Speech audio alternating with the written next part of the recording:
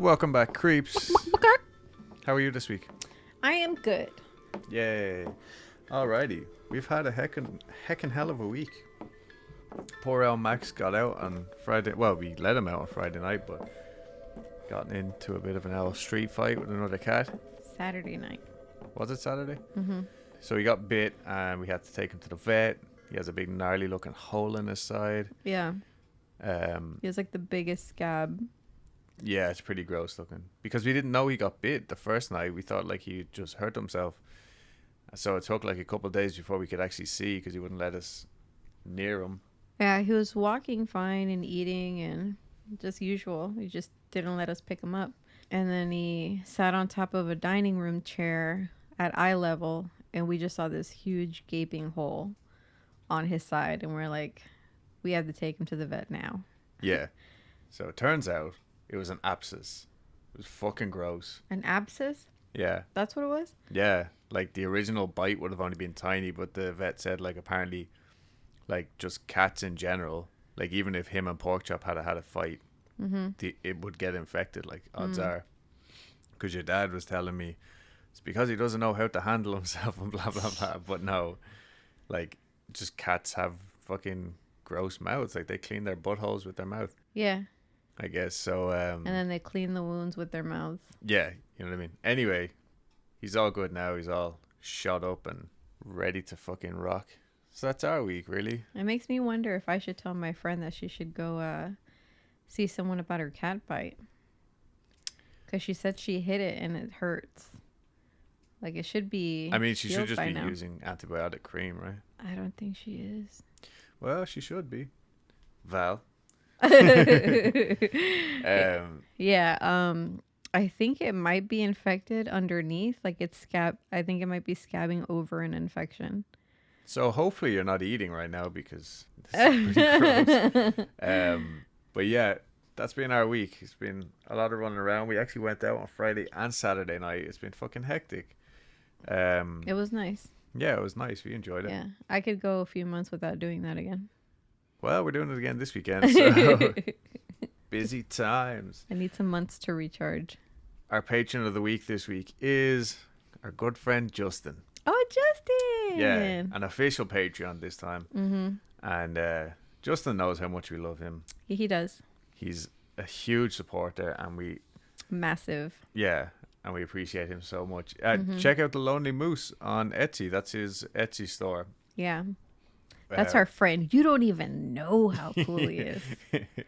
That's who made us our bitchin' Adam and Dulce keychain. It's so bitchin'. Yeah, looking at it right now. Yeah. Anyway, it's super fetch. Stop trying to make fetch happen. Oh, is that what you're doing? Mm-hmm. Oh, God. Trying to make fetch happen. Ah, I see. Like Gretchen Wiener from Mean Girls.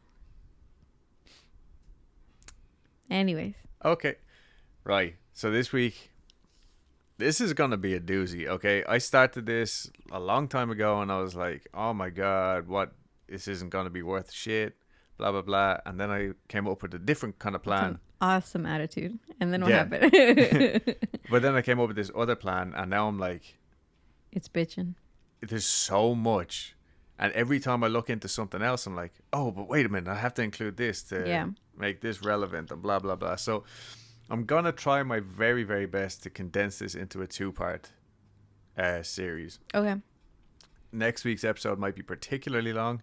Hopefully I get around to... doing the rest of it? Yeah, like fleshing it out the way I want to. Yeah. Fleshing it out. You'll see where that comes in. There's a crayon called Flesh. Gross. Anyway, without further ado, Lycanthropy. According to Britannica.com, lycanthropy, from the Greek lykos, meaning wolf, and anthropos, man, is a mental disorder in which the patient believes that he is a wolf or some other non-human animal.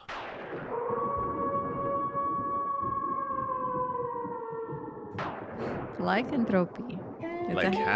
Lycanthropy. That's what we're doing today. Okay. That's what we're doing. Okay. This has been my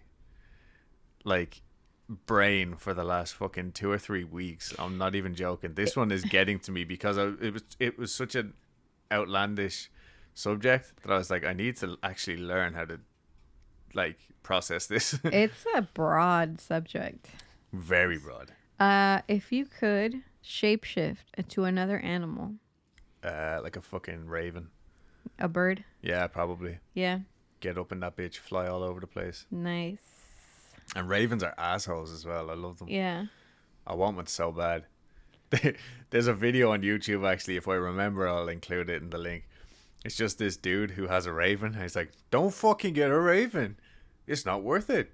They're fucking assholes. he's just saying whole this. Video, yeah. He's saying this with the raven. The raven's just there chilling. What about you? Oh, come on. You already know. Oh, a cat. Yeah. I mean, yeah, I guess. Then again, I really like wolves. Because I would be so cute You would. as a cat. I'd be one of those fluffy little black cats. So, the person suffering from this ailment, this is a genuine mental disorder is the term used. I don't particularly like that term. Lycanthropy? Lycanthropy, yeah. Okay. So, the person suffering from this ailment is typically said to take the form of whatever animal is the most feared in the area where they live. Oh. Right? So, for example, the wolf or bear in Europe and in Northern Asia, the hyena or leopard in most of Africa, the tiger in India, Japan, China, and other parts of Asia. And I've also heard people referencing the were hippopotamus. And another pretty interesting one that we're going to talk about much later on. Probably is going to be the last thing that we talk about. Is it the were shark? It is not a were shark. Can you imagine someone like thinking they're turning into a shark and they're just like, rah, rah, rah, rah, and they're like flailing around on the floor? I'm not joking. I think I have made that exact joke further down in here. Oh my God, really? Yeah, I think so. Someone's like, stay away from me, I'm a shark. He's just like doing that dead fish thing. Yeah. So, stories of people turning into animals and dangerous beasts have existed literally since time, right? Prehistoric records, as in like cave paintings, right? Oh, wow. In parts of ancient Greece, the werewolf myth became linked with the Olympian region. In Arcadia, a region plagued by wolves at the time, there was a cult of the wolf Zeus. Nice. Yeah. Mount Lycaeus was the scene of a yearly gathering at which the priests were said to prepare a sacrificial feast that included meat mixed with human parts. And according to legend, whoever tasted it became a wolf and could not turn back into a man unless he abstained from human flesh for 9 years. What? Yeah, I'm telling you, this is just the start of I this. love it. So it played in for me because I was like, I had played that Assassin's Creed, which is like based in mythology, like in ancient Greece and stuff like that as well. So a lot of this was just like, oh shit, yeah. And now like stuff from the game was making sense even. Yeah. Because those guys do their fucking research. Sick. So Dr. Jan Dirk Blom, I think it could be Dr. Jan. Anyway, the assistant professor of psychiatry at the University of Groningen in the Netherlands, found that since 1850, there have been 56 original case descriptions of people who believed they were metamorphosizing into an animal. Among them, 13 reports met the criteria for clinical lycanthropy, the medical term for having delusions of being able to turn into a wolf. Whoa. Clinical is used here to emphasize that the condition doesn't mean actual lycanthropy, or the ability to physically transform into a wolf, says Blom. And he is convinced that there would have actually been a lot more, like significantly more reports of clinical lycanthropy if the doctors were aware that this was a real mental illness. But it basically gets looked over and assumed to be like some odd side effect of schizophrenia, bipolar disorder, severe depression, or whatever else the diagnosing doctor might be more familiar with, and what's the broader scale of diagnosis. Some more random facts for you. In reviewing all 56 cases of delusional metamorphosis into animal, Blom found that 25% of the patients were diagnosed with schizophrenia, 23% with psychotic depression, and about 20% with bipolar disorder.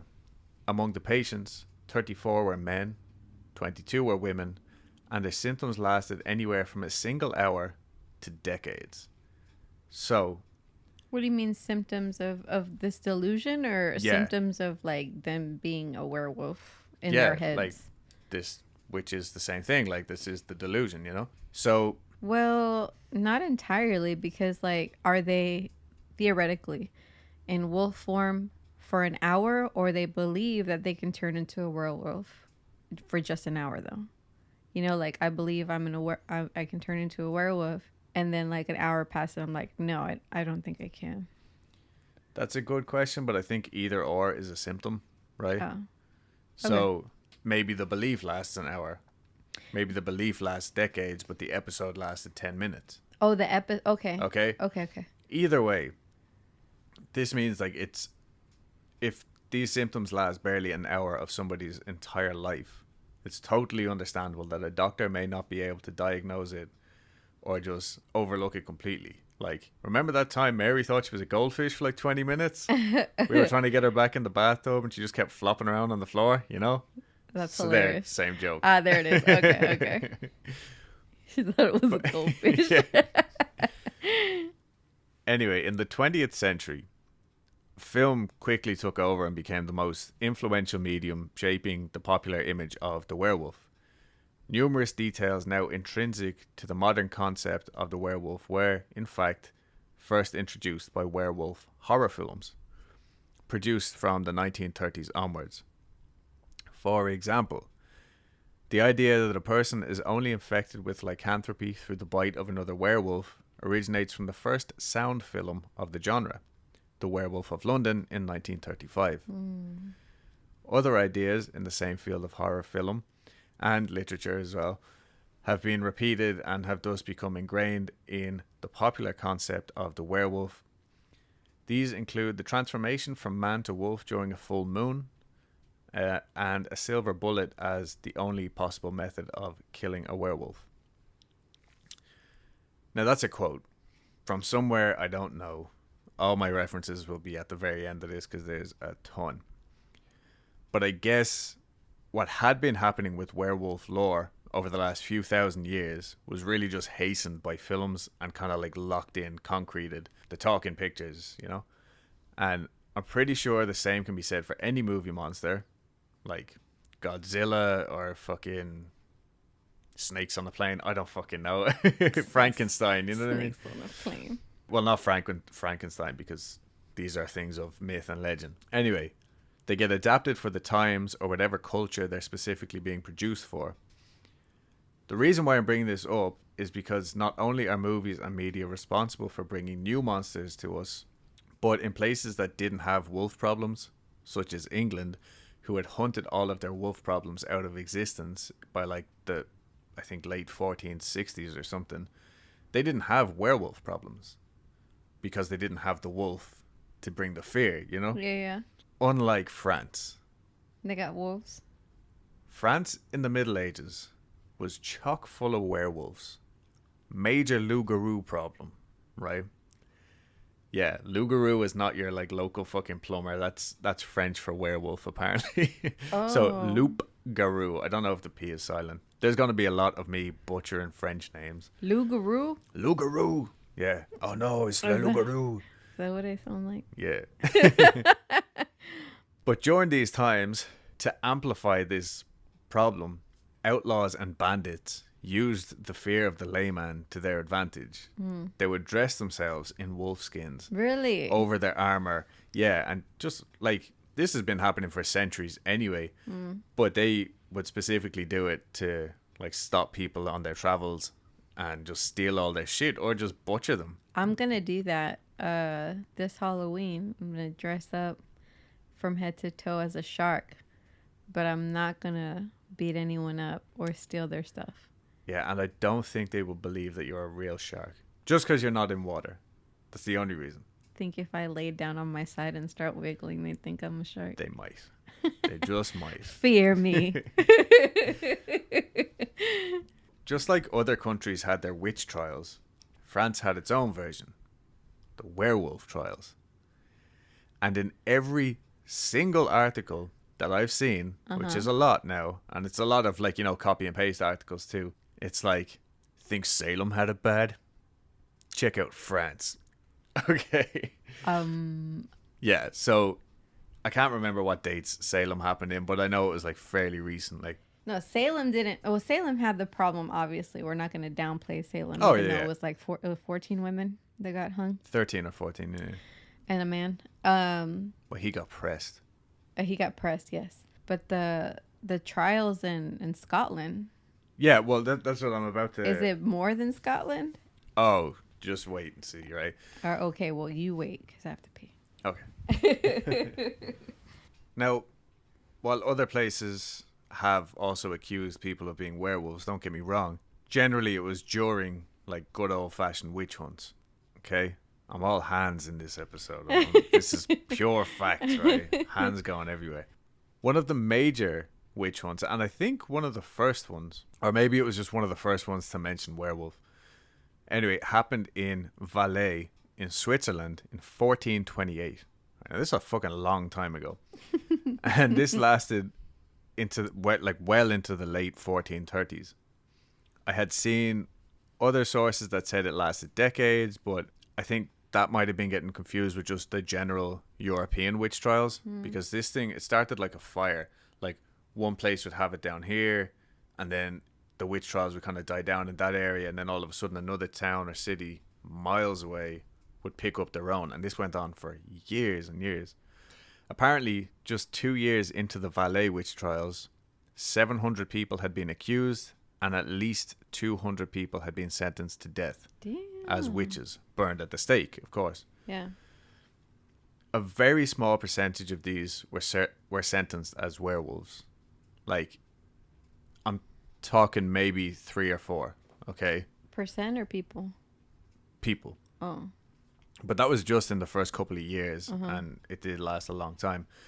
It's also worth mentioning that 2/3 of all the victims of this witch hunt were actually men. Oh. So there could be some confusion there as well as to which is the witch and which is the werewolf, which is tit. And fun fact, a female werewolf is called a Lupin.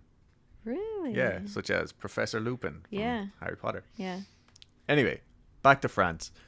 The French had such a bad werewolf problem that this period of time is actually historically known as the French werewolf epidemic, 1520 to 1630. Werewolf epidemic. Yeah, so much like coronavirus is going around now. Yeah. You could have caught werewolfery back then. Wow. Or werewolfism, I don't know.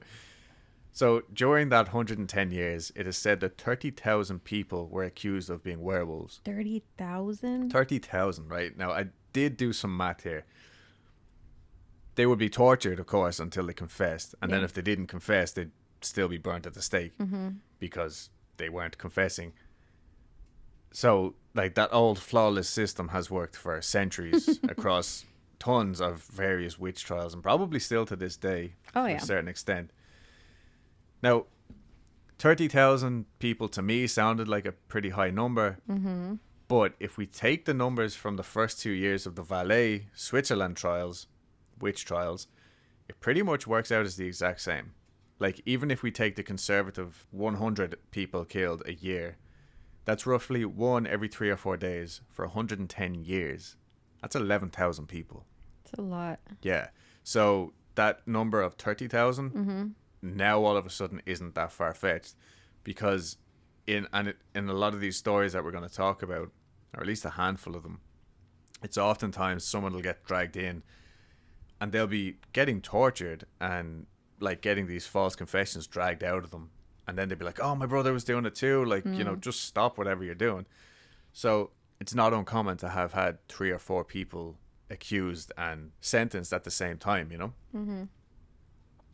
So the first one I'm going to discuss briefly, this one, is mostly legend. It also seems to be one of the first major cases that kind of got the ball rolling.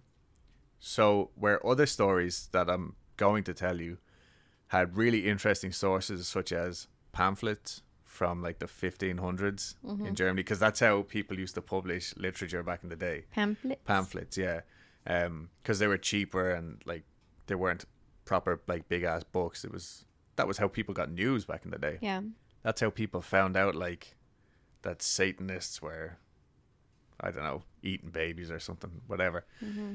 And other sources such as straight up historical records taken from judicial fucking records from ancient like medieval France, Mm-hmm. religious figures who had also been keeping, like, that's all they fucking do is just write down shit that happened. Mm-hmm. And modern day college theses, yeah, from like one in particular off the top of my head is from the University of Cardiff in Wales, and that's a pretty big source for me. And then just regular books. Like I said, this has been my fucking brain for the last few weeks. So this story, however, is still fucking badass, and it'll definitely set the tone, I feel. Okay. In 1521, a man traveling through the town of Poligny, France, Okay. straight up apologies for all of the fucking... For the one French person that listens. For the one French person that listens, yeah, absolutely. But the pronunciations are just going to be diabolical. Anyway, this man was traveling through the town of Poligny, France, in 1521, and he was attacked by a wolf. Oh no, gasp. This guy managed to fight the wolf off, however. Nice. Yeah. And the wolf slinked off with its tail between its legs, injured and bleeding. The traveller was able to track the wolf by its trail of blood, and it just so happened to lead him right up to the front door of a home. Inside of this home was a woman tending to her husband, who had an awful wound on his arm. Oh. Now, I don't know whether this traveller was just being a lucky Lou and staring through windows, or whether he just walked up and kicked the fucking door open and was like, Lougarou. But either way, he saw what he saw, and he found it all just a little too strange, so he ran straight to the local authorities and told them what he had seen. Snitch. Because he was a fucking snitch. That's my next bullet. It actually is. The injured man was Michael or Michel Verdun, and the authorities wasted no time in arresting him. They tortured him until he revealed that he was indeed a shapeshifter. He also admitted that he had committed other heinous crimes such as diabolism, murder, and eating human flesh. He also gave up the names of his two mates, Pierre Bourgault and Philibert Monteau. Snitch. Yeah. When these two men were brought in for questioning, Pierre, who quickly becomes the main man of this story, also admitted to being a shapeshifter. He also admitted to many other severe crimes, such as eating a 9-year-old girl after breaking her neck. Whoa. I did not see that coming. No, right? So, at the trial, Pierre went on to say that a few years prior, he had been out gathering his sheep during a New Year's fair when a storm blew up around him that frightened all of his sheep and sent them running. Suddenly, he found himself being watched by 3 mysterious black-clad men on horseback. One of them, seemingly the leader, said he would protect the sheep and give Bourgault money if, in return... Actually, sorry, I'm going to call him Pierre from here on out because I don't even know if Bourgault... It's like Bourgot. One of them, seemingly the leader, said that he would protect the sheep and give Pierre money if, in return, Pierre would accept him as his Lord and Master, renounce the Holy Virgin, heaven and baptism, and promise never to enter a church until the Mass and the sprinkling of holy water was over. Obviously, Pierre agreed because, he needed money and sheep. Times are hard. Yeah. Also then, he met this man who he called Lord Moisette. Again, and the second time they met, Pierre kissed the man's hand and said it felt cold like a dead man's hand. And then he, quote, fell on his knees and gave in his allegiance to Satan. Interesting. People were very dramatic back then. Super dramatic. And like, this sounds like the start of a Sabbath song or something. I'm just waiting for the bow down, down. And fairies to come out with combat boots. Yeah. Big Doc Martens on. For a year, Pierre was like, yeah, cool, Satan, woo! Wearing like cool band t-shirts and boots and shit. And eating seitan. Yeah, eating seitan. Because Satanists are vegan. But then he said, quote, This freedom from care, however, made me begin to tire of the devil's service, and I recommenced my attendance at church. What? I don't fucking know, like... Who's ever tired of being carefree? And has gone, let's go to church. This money is far too heavy in my pockets. Yeah. I must give it to a big made-up religion. Anyway. But I'm thinking, like, the only thing I could possibly say was, like, maybe he just missed, like, the social aspect of church. Because, like, everybody back then went. You know what I mean? It's not like today when... Or maybe he just lost his taste for eating 9-year-old girls. Maybe. Well, that hasn't happened yet, you see. Oh, okay. So he started going back to church, and it was around this time that he met Michel. Michel seemed to know of Pierre's diabolical deal, and he brought him to a meeting in the forest of Chastel-Charnon, where everyone danced by candlelight. Pierre said that everyone had a green taper with a blue flame in their hands, which apparently meant that there was a supernatural presence afoot. Again, I always like the sounds of these Satanist people in these stories. Yeah. Dancing around in the woods. Yeah. It sounds much more fun than going to church. Yeah. That's what the nightclubs were back then. They were like just the woods. Just the woods and people dancing around with candles in their hands. Look at this light show, just covering it with their hand. Yeah. So anyway, when Pierre and Michel got to the gathering, Michel ordered Pierre to strip naked and rubbed magic ointment all over his body. Whoa. And then he began to transform. Wow. Into a big, beautiful gay man. Nice. I was at first horrified at my 4 wolves' feet and the fur with which I was covered all at once. Nice. But I found that I could now travel with the speed of the wind. Why would you want to give that up? I mean, yeah. So, Michel had also transformed, and the two of them quickly got to work. They killed a woman in her garden while she was gathering peas. They then killed a man who came to save the woman who was in the garden gathering her peas. That sucks. Yeah. That's why just don't get involved, people. Or fucking be a vegan werewolf. Yeah. Gather your own peas. Gather your own peas.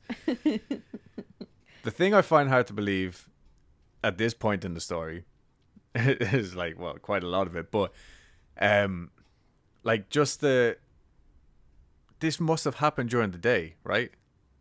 Or was this woman out in the dark gathering peas from her garden, maybe? Well, I mean, if everyone was like dancing with candles, I would assume it's at night. Exactly, and like all badass stuff happens at night. So Yeah. maybe this lady was just out collecting peas in the dark. I don't know. Yeah, because she wanted to add them to her dinner, probably. Maybe. Anyway, he claimed that on other occasions to have killed multiple children of varying ages, sometimes eating them, sometimes just feasting on their blood. He also killed a goat once. He ripped his throat out with his mouth. Whoa. Yeah. And when it was time to change back, quote, when we had been 1 or 2 hours in this condition of metamorphosis, Michel smeared us again. And the person, rightfully so, put in brackets, with his paws. And quick as thought, we resumed our human forms. That's so fucking metal. It is, yeah. But again, the person who wrote this originally was like, you know, how did this wolf reapply the ointment? Like, you know what I mean? To turn them back into fucking With humans. their paws, duh. Where did he keep it? Wolves don't have pockets. If they do, if they're wearing a satchel. Maybe. What, wolves can't they wear wear French, satchels? French and trendy. Yeah. So, anyway, all 3 of the men were burned at the stake, like countless others. And just like that, the fun was over. Just like that, the fun was over. But just remember the salve that they use, like the ointment that they use. What that did they comes call back it? The magic salve? Oh, I guess it was just me in my head. Magic ointment. Oh, well, magic that ointment. was my words for it. 'Cause Oh, okay. I just don't really like the word salve. So between 1562 and 1598, a huge war started in France because, in a nutshell, the Catholics and Protestants were just being cunts. Yeah. Pretty sure Henry VIII gave an order which basically outlawed Protestants, and, you know, the whole thing ensued, and this became known as the Wars of Religion, even though it's basically the same religion. Why am I talking about this? what does war leave behind? Dead, Bodies. Dead people. Yes. Lots and lots of bodies. Who eats bodies? Werewolves. Regular wolves. Lots and lots of bodies means lots and lots of regular wolves. And I guess this is just going to be the French episode. In Angers, Yeah, Angers, I like it. in Angers, Yeah. okay. In Angers, in Western France, in 1598, it's a whole 80 years later almost, a group of hunters and or lay people came across two wolves eating the fresh cadaver of a 15-year-old boy just in the middle of the path. The wolves ran off and the hunters chased them into the forest. They came out on the other side of some thick undergrowth, only to find a tall, gaunt man. Whoa. With his clothing in tatters, his hands drenched in blood, and with shreds of human flesh under his fingernails. Whoa. The group stood there in shock, just at the sight of this man, like he looked insane. And eventually they seized him, dragged him to the local town, where he was brought before the local magistrate. Mm-hmm. This man was a travelling beggar by the name of Jacques Roulet. While Jacques was undergoing his quote-unquote questioning, they're probably pulling his fucking fingernails out, he claimed that he had been a werewolf ever since using a salve his parents had given him years before. Now, obviously I wrote these very far apart because I was like, now if we remember the story from Poligny. But in that last story, that's how The salve. the salve transformed them.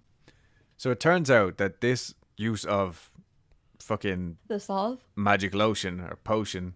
Magic lotion. Yeah. Put the magic lotion on. It turns out this was a very common transformation technique used by accused werewolves at the time. Okay. So, like I mentioned earlier, with the advent of film, some things such as silver bullets were introduced. This evil potion was the in thing for werewolves at the time. Like a associated thing. Yeah, it was just like, as word got out of like, oh, this guy's a werewolf, that guy, this is what they do in their fucking They black have salve. masses and Yeah. magic lotion. You should say that. That's funny. Magic lotion. So Jacques went on to say that the two wolves who were actually eating the young boy's body when the group of hunters showed up were his brother and cousin, Jean and Julien. So I don't understand. How come if he wasn't there eating the boy, how'd he get caught? Because he had fucking human flesh under his fingernails and he was Where'd the covered other in blood. two win? They were wolves. They ran off. Oh. They were still in wolf form. Okay. Jacques was not. All right. He told the court that the three of them would travel from town to town, killing and eating children. While on trial, Jacques gave precise dates and times for these crimes, which they did correlate with records of missing children and those supposed to have been killed by actual wolves. Whoa. But we don't know how much coercion was involved here. Oh. Like, let's put this in very modern perspective. That Making a Murderer, what was it? The Brendan Dassey was the kid, right? The cops, I don't know if you watched that special on Netflix. It was like a few years ago. It's good. Anyway, the cops literally put words in this kid's mouth. Okay. The kid was a little bit slow and kind of just, he thought he was in trouble and the cops just used it all to their advantage. And it happens every fucking day. Okay. Right? Cops can be pricks. Yeah. Like we all know. But this technique has been around forever. But back then, in werewolf times, who was going to question the authorities? You know what I mean? Yeah, especially in werewolf times. Especially in werewolf times. This is the werewolf epidemic of France. So he was eventually charged with werewolfism, cannibalism, and murder. Though his accused parents, because remember he blamed them initially, were found to be of good character and released. He received the death penalty, naturally. However, Jacques appealed against his conviction to the Parliament of Paris, protesting that his confession had been given under duress, and the Parliament decided that he was insane at the time of his confession. Oh. Oh. Yeah, and in a very forward-thinking move, especially for the times, they instead sentenced him to 2 years in a mental institution. Yeah. Interesting. So they, I guess, commuted his sentence, isn't that what they say? Yes. So going forth, one theory is that the salve that they were using, this magic lotion. Oh, it made you trip balls. Trip fucking balls. They think that it was actually made using like powerful hallucinogens containing belladonna or nightshade, which are natural plants found which cause hallucinations. Or, and this goes back to the Salem witch trials, that he was actually eating ergot infested bread.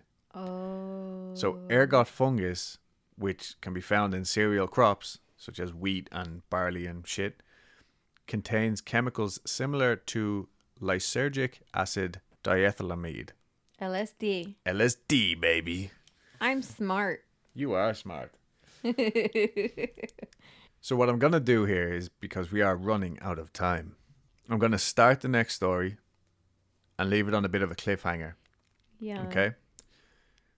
So 5 years after Jacques Roulet, by springtime of 1603, in the Roche Chalet area, the wolf problem, like the regular everyday wolf problem, was still a terrible part of everyday life for just people in general.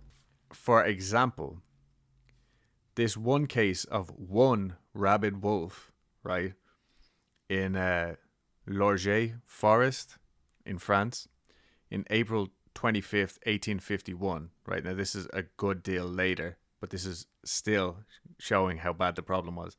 In 7 hours, a rabid wolf travelled 45 kilometres through 9 villages, biting 41 people, 10 adult men, 12 adult women, and 19 children, and 96 animals, 64 cattle, 14 horses, 8 sheep, 6 pigs, 3 goats, and 1 dog.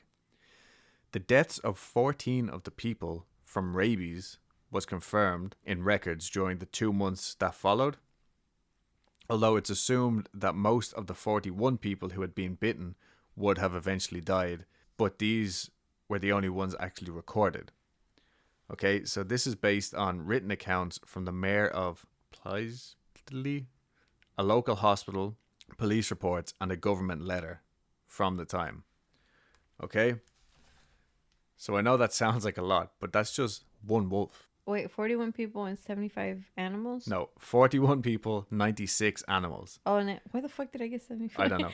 But it just goes to show, like... That's one wolf. And that was in 1850. That's basically yesterday compared to these stories. You know what I mean? When they were supposed to have this problem already under control. Yeah.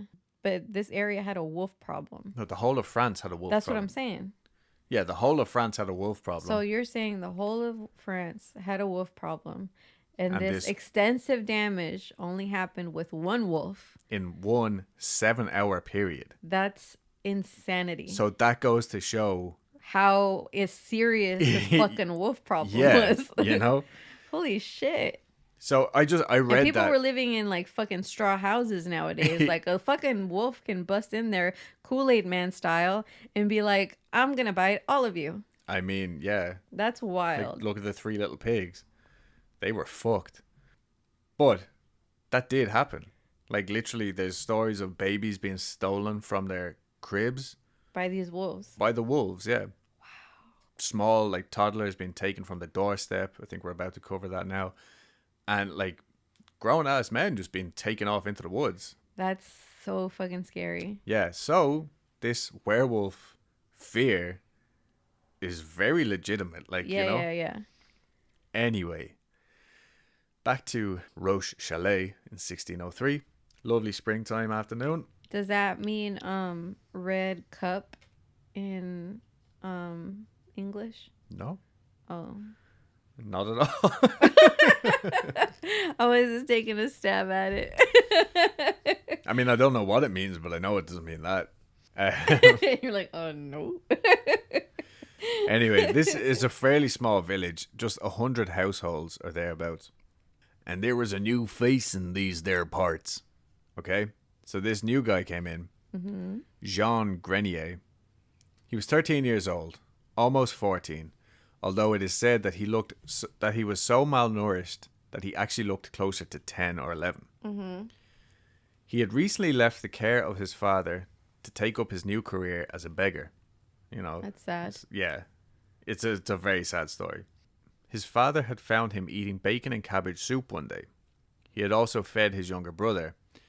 He had gone begging around his local town. Okay. And got this food from like neighbors who just felt bad. Okay. But his father found him and beat him so bad that Jean decided, this is enough, I'm getting the fuck out of here. So he beat him for eating food? Yeah, so it was Lent. And this was a big sin for those pesky Catholics. What the fuck? Yeah, man? at least like it was taken very seriously back in those days. Obviously, I don't think they were allowed to eat meat. I don't know the rules, honestly. Either way, the bacon was the thing that really pissed them off. Mm-hmm.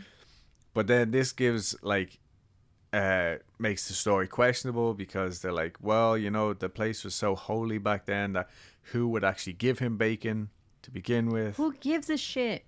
I don't know. The kid ran away from home because he thought his dad was mistreating him. So anyway, Jean made his way to Roche Chalet and got to work as a cowherd. Cowherds were essential at the time because of all these fucking wolf attacks. Yeah. So he was out in the fields, herding cow, when he spies 3 young local girls who were also herding cow. So, apologies again. Jean Gaboriau. Let's just go with Jane. Jane, who was 18. Marguerite, who was 13. And someone else. Yeah, the last person was anonymous in all the Gertrude. Yeah, probably. Either way, she's not fucking important. She has no personality, apparently. Sorry, Gertrude. Yeah. By now they knew who Jean was because he had been around for the last couple of weeks or whatever. And he approaches them and interrupts their conversation, which had been about the recent wolf attacks. You see, Marguerite had actually been attacked herself recently. Mm. Yeah, but she had managed to hit the wolf a smack of her walking stick. Nice. Yeah. And because remember, she's only 13, and when she did, the wolf retreated 10 or 12 feet and just sat on his hind legs like a dog, glaring at her. Mm. Right? How fucking scary and how unnatural for something to do that. Very. But it is said that he didn't actually bite her. He clawed at her face and really fucked her up. She still had her wounds were still healing at this point. Oh, poor That's girl. how recent it was. And he had torn her dress and all this stuff. Yeah. Marguerite had described this wolf as, quote, both fatter and shorter than an ordinary wolf, with a smaller head, reddish fur, and a short tail. She made it out with some gnarly wounds, like I was saying, but nothing life-threatening. And it was actually said that her cows, I guess because there was more of them, and they saw this thing, they scared the wolf away, yeah. Don't know how true that is, but I like to think, big, tough cow gang.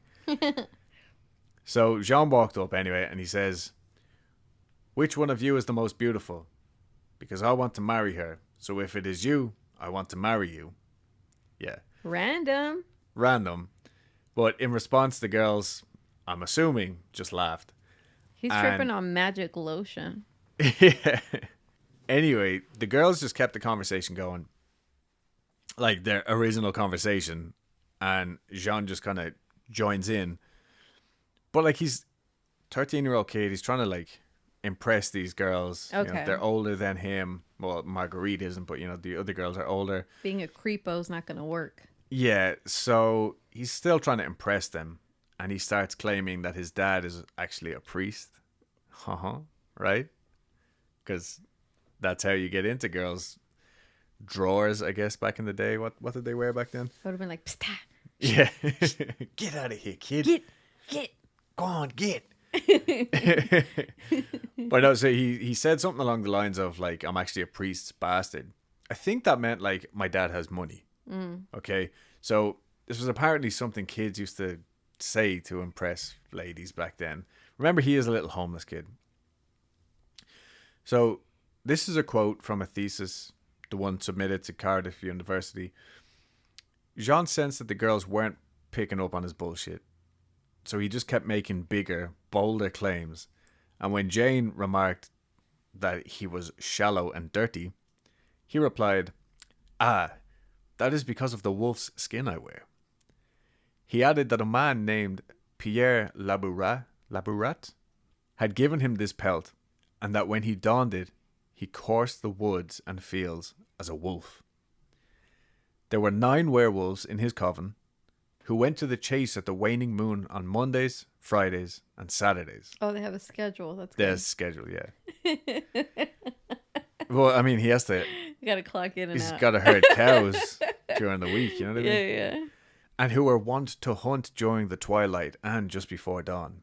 He lusted for the flesh of small children, which were tender, plump, and rare. Gross. Yeah. Well, I mean, that's just what everybody fucking says.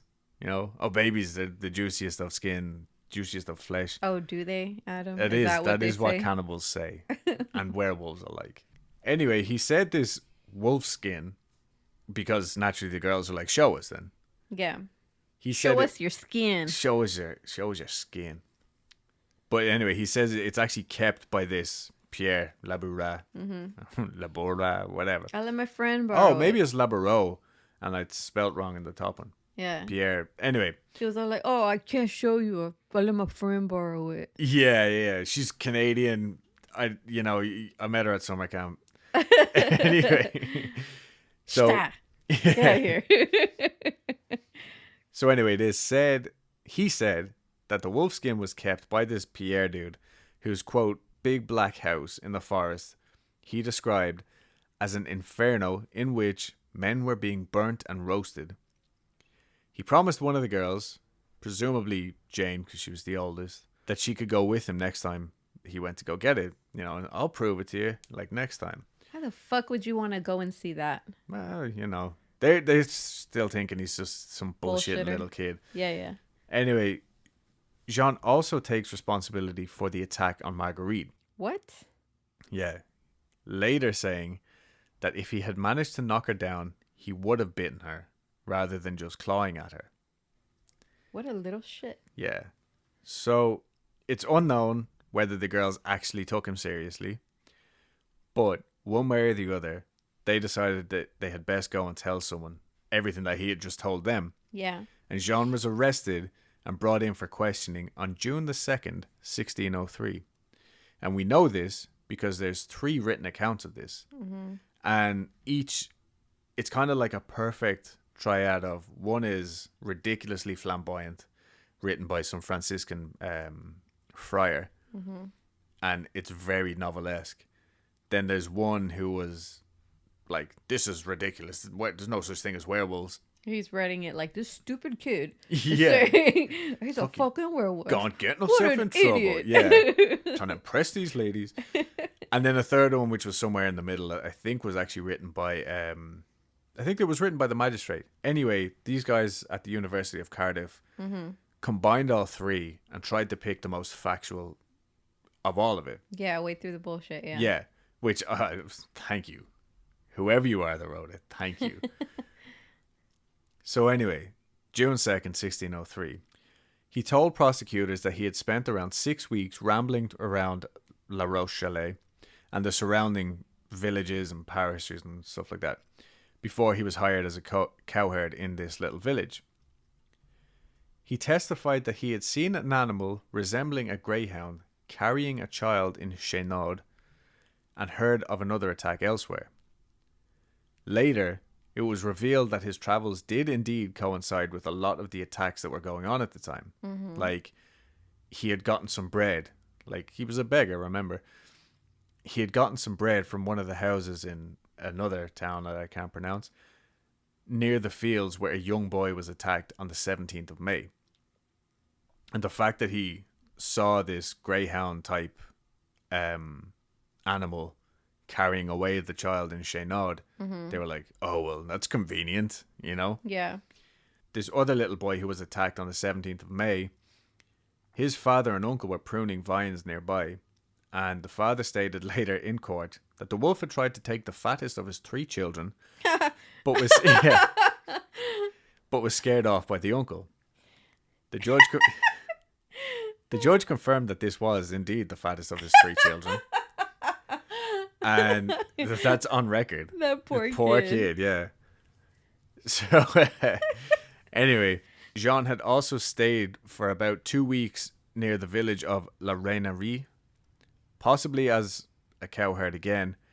And in this village at that time, a 3-year-old girl called Goyan had been eaten nearly whole. Damn. On the 28th of March. And I'm pretty sure that was the little girl who was taken from her doorstep. Whoa. Yeah. Like the poor mother, I think, as far as I can remember, the mother was in the house and saw this wolf just whisk her daughter away. That's awful. Yeah. But like, if the wolf problem is as serious as you're saying, it's like shooting a dart on a wall full of balloons. Like, you're gonna hit one, you know? So if you say like, oh yeah, I was in this area and I took a kid, they're like, oh yeah, there was a kid that was taken in this area, because kids are easy targets. That is true. And, you know what I mean? And there was a buttload of wolves. Yeah. And this is where I am going to get into it briefly. I'm going to start next week with the other half of this story, but I will just say real quick, although I'm sure Jean wasn't treated as gently as he should have been by the authorities, his confession, unlike some of the others, which are made out of pure physical duress, actually seemed to come from his emotional suffering. Okay? And again, these reports were made 500 years ago. Yeah. When people weren't exactly as polite or gentle as we would, be today. And the language they used was pretty plain. They said, this kid is stupid. He's not all there. He's a dull boy. Like, so he was malnourished. He hadn't gone to school or anything, you know what I mean? And he was a little bit slow, which means he was easily coerced. Okay. And we know that he was coerced into telling every detail because, just for one example, he would hear all of the witness statements presented in court before he himself would then be asked to give his version of events in front of a live audience. He would be asked to reenact everything that had gone on that day. So just think about all of this attention now being given to this poor little boy who had, left home with nothing. Yeah. Eventually he implicated his dad, saying that his dad was also a werewolf. Now, he never blamed his dad for him becoming a werewolf. He still kept with this Pierre in the big black house, who he later called like Le Monsieur de la Forest, right? Which sounds fucking cool. Yeah. But his dad, he kind of kept his dad on this pedestal. Okay? And even when he implicated him, saying that he was also a werewolf, he said he used to help grease Jean up to get into his wolf skin. Like quite an intimate, like helping his son get dressed type of affair. And then they would go and hunt together. That is so fucking sad. Yeah. But now his dad didn't want to go hunting with him anymore. Because he went vegan. Yeah, because he went vegan. But like the symbol of the wolf to Jean was just so much more than an expression of anger at his father or anything like that. He literally dreamed of being in a pack or coven. Or just belonging somewhere. Belonging. And Jean said, he stated that he only started, quote, running, as he used to call it, turning into a werewolf, within the last 3 months of being arrested. What else happened then was his father had just remarried a stepmother. Not long before, he got kicked out of the house and stuff like that. So I was trying to get all of this squeezed in because there is more to Jean's story. I haven't got time to tell it right now. But next week, guys, I'll pick it up right where we left off. And I'm going to make next week's probably a little bit longer because I don't want this to be a 3-parter. But it's just a really fucking sad case. And I hate leaving off on such a sad tale. Yeah. Oh, I see what you did there, Upon. Oh yeah, that was an accident. But yeah, so I'm trying to cover all of my bases here. This is just what has happened in France. We're gonna be going back in time a little bit to like the mid 1540s, something like that. Mm-hmm. And then we're gonna come all the way up to almost modern times. Actually, very modern times Mm-hmm. with the very last one. So I hope you guys are enjoying this. To be honest, when I've looked at like doing this a million times, I was like, oh, there's probably not enough information out there for fucking werewolves. Like, Oh, there's a buttload. no, there's a buttload, but like, what for me? What is like factual stuff that I can put down here? You know what I'm saying? Yeah. Like the cryptids that I did last week. Mm-hmm. You know, there was enough for like nice little stories, and it's interesting. But this is like, my mind has fallen out. Yeah. Like, there is so much stuff. Oh, is that what that thing is on the floor? That's that mess on the floor over there. Just keeps growling every now and then.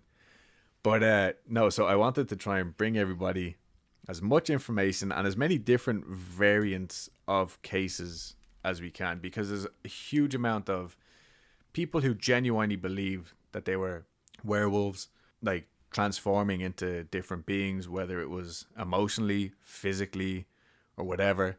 People who are just using it as an excuse because they were genuine serial killers, but hey, this is a good excuse to go to the mental hospital instead of being burned at the fucking stake. You know what I mean? I don't know which sounds worse to me. Anyway, I hope I can do that. Bring you all of the knowledge, and I look forward to seeing you guys next week. Very good. Very good. All right. I just wanted to add real quick. I wonder if there's any were lobsters. And you can find us on YouTube. No, but on a serious note, did you know lobsters can pee through their out of their foreheads? Like that's how they pee.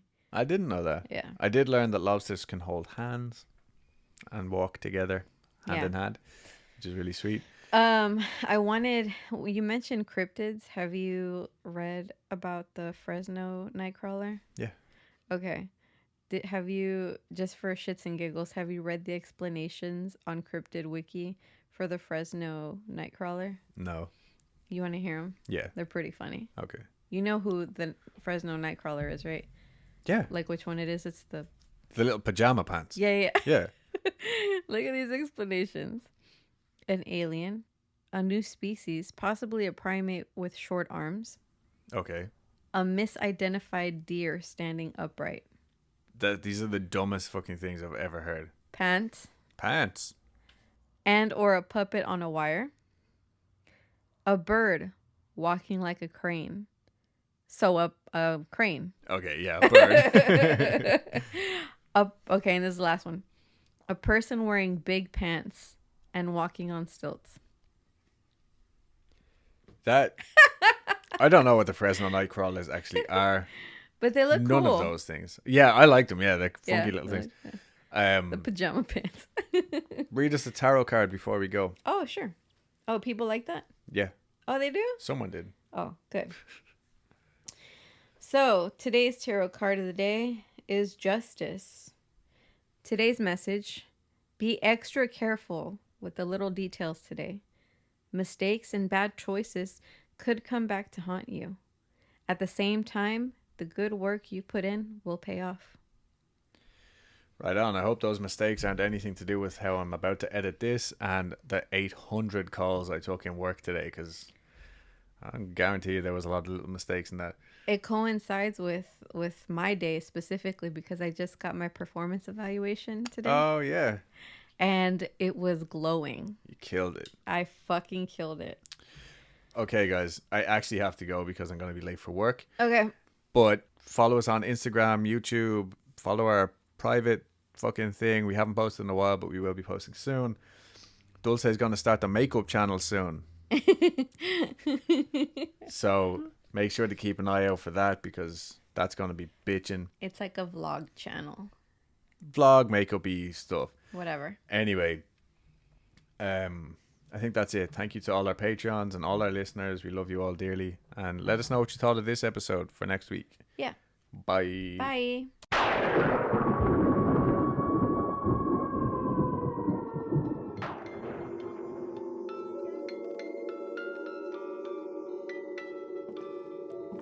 Oh. And I'm gonna put in sounds here like Yeah. and like thunder and shit. Just wait and see, right? Okay, well, you wait, 'cause I'm... Okay.